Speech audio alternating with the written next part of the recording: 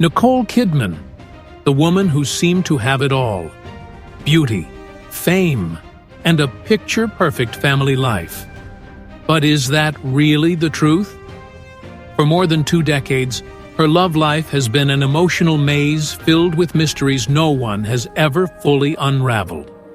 The letters, the breakdowns, and the unsettling silences within seemingly perfect relationships, all of it is here, in this video.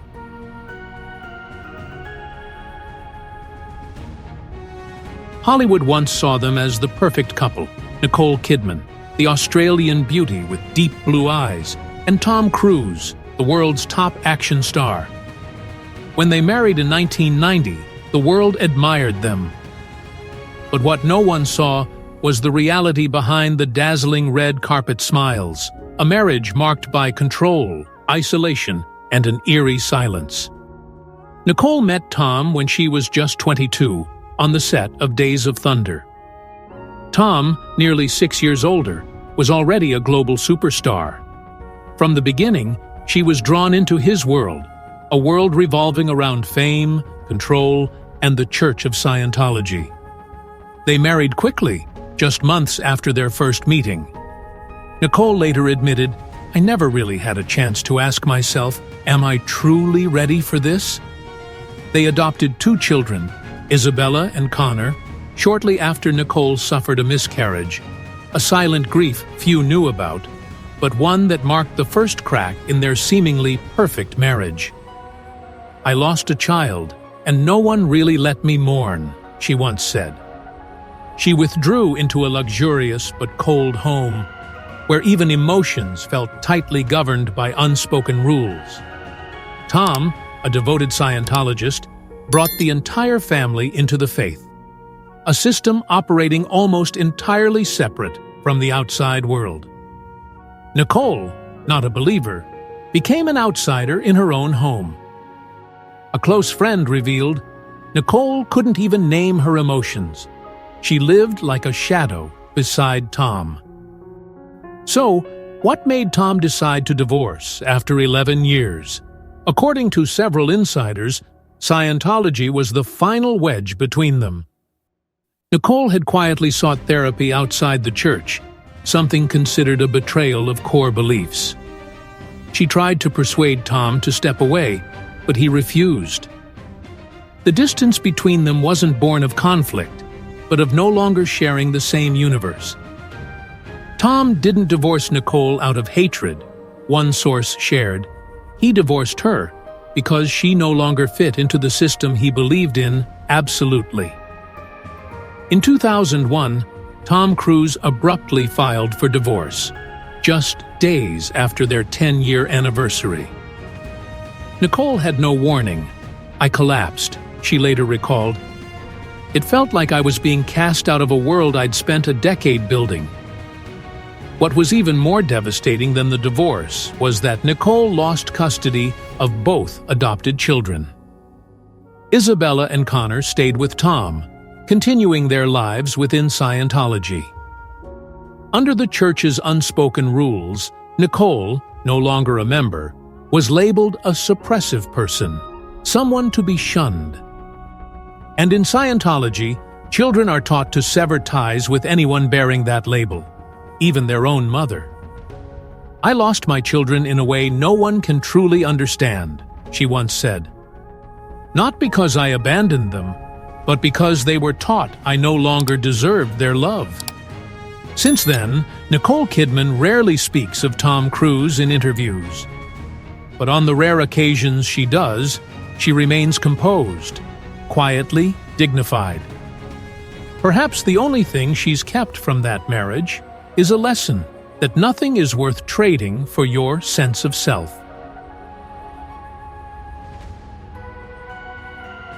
After that sudden and cold divorce, Nicole Kidman didn't just lose her husband.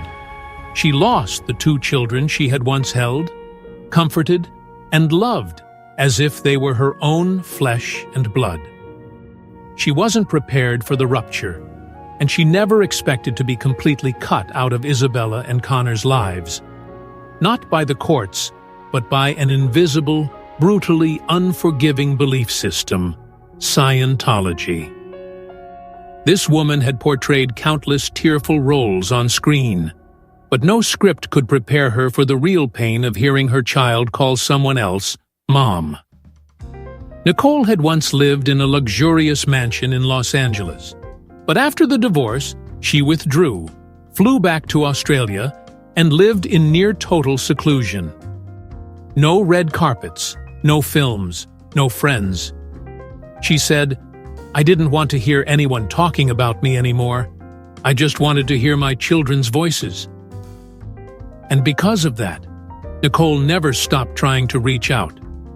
She wrote handwritten letters, soft lines, sometimes unsent, just to keep the memories alive. She called, left voicemails, sent birthday cards every year, though she never received a single reply. She didn't blame her children. She understood, or at least tried to, that they weren't rejecting her. They were just living in a world where her name had been erased from the list of those allowed to be loved. In a 2018 interview, Nicole spoke slowly but firmly. "I am a mother. I will always be a mother. No matter what others say, no matter who my children choose to call by that name, I am still their mother." These weren't just words of declaration. They were quiet affirmations to keep herself from falling apart. She didn't run to the press to reclaim her image. She didn't launch legal battles. She chose the only path she believed held meaning: waiting. Waiting for a door to open. Waiting for a look of recognition. And sometimes, the only thing that kept her going each morning was hope, however fragile, that someday Isabella might call. That Connor might ask, "Mom, are you okay?" Behind her silence were years of living with the feeling of being cut off from her own heart. She returned to acting, reached new heights in her career, earned more awards. But none of it, she once admitted, could ever fill the void between her and her children. And the most painful part, Nicole doesn't know if that void will ever be filled. Maybe one day, maybe never. Do you believe Nicole deserves to see her children again? Share your thoughts below and hit subscribe, because if you're a parent, what would you do in her place?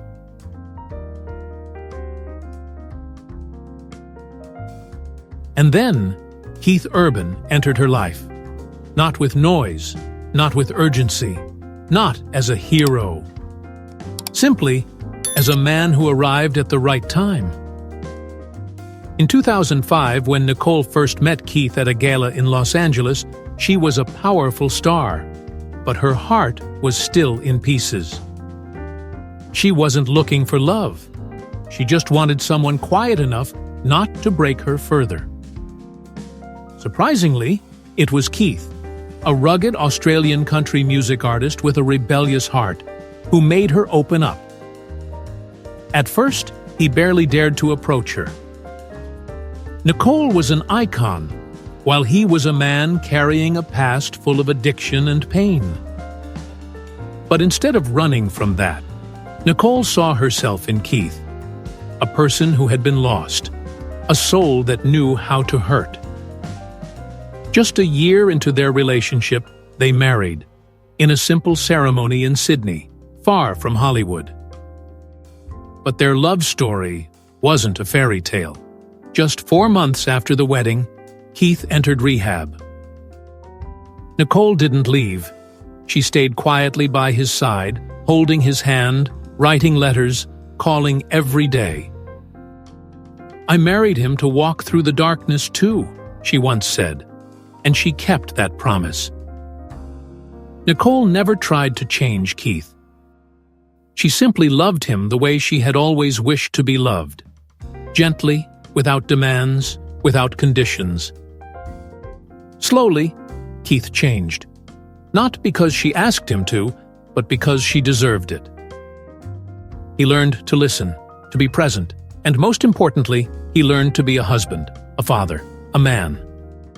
In 2008, they welcomed their first child, Sunday Rose. For Nicole, that baby wasn't just a biological miracle, but a symbol of her return. 3 years later, Faith Margaret was born via surrogate. For the first time in many years, Nicole no longer lived in fear that love would leave her at any moment. She knew this time she was loved, not because she was Nicole Kidman, but simply because she was herself. Nicole once shared, "I used to believe I didn't deserve happiness, but Keith made me realize that healing doesn't mean forgetting, it means learning to love, even with scars."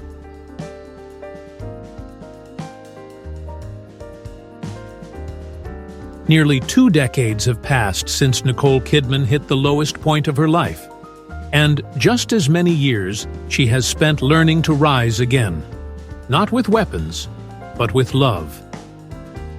Life with Keith Urban isn't flashy, not a red carpet every day.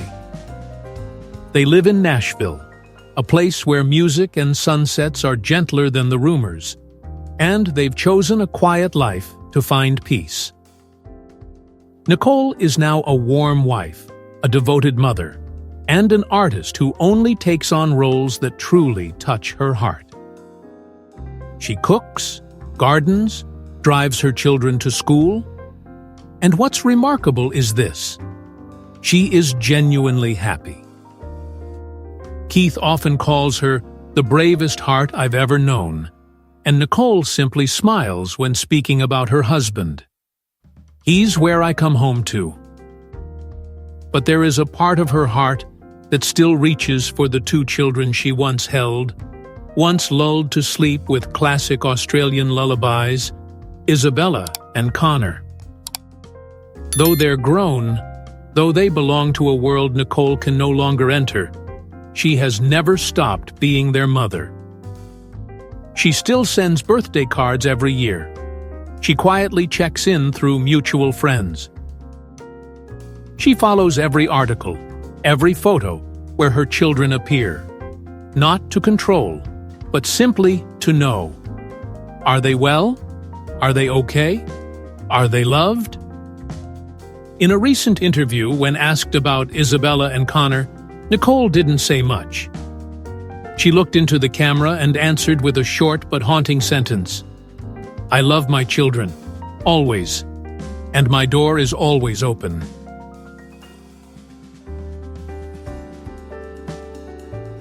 Nicole Kidman, a woman once brought to her knees by the deepest of losses, is also the one who rose in the most beautiful way.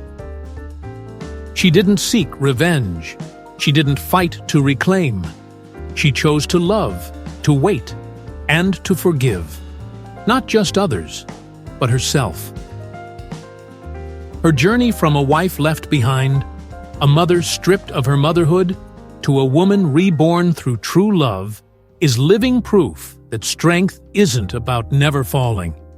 It's about daring to move forward with a heart that still bears its scars. Nicole's story isn't just about love, fame, or family. It's a voice for the millions who have silently endured, who have loved until it broke them, and who once believed they had no worth left. If you've ever felt that way, remember this: you are not alone. And like Nicole, you deserve to be loved, to be heard, and to start again. If you want to keep uncovering the untold truths behind Hollywood's brightest icons, where the spotlight can't hide the real story, subscribe to the channel now. The journey is far from over, and you deserve to be part of it.